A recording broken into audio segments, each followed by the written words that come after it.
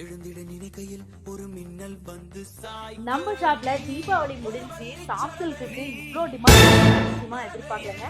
அவ்வளோ டிமாண்ட்ல வந்து பார்த்தீங்கன்னா இன்னைக்கு திரும்பவும் வந்து ரீஸ்டாக் பண்ணியிருக்கோம். சூப்பரான இந்த சாஃப்ட் சில்க் சாரீஸோட ரெகுலர் ப்ரைஸ் வந்து பார்த்தீங்கன்னா உங்களுக்கு ஒரு 870 இருக்கும் இல்லைங்களா? அவ்வளோலாம் இல்லைங்க, கம்மியாக தான் கொடுக்க போகிறோம். வெயிட் பண்ணுங்க, ப்ரைஸ் என்னன்றது நான் சொல்கிறேன்.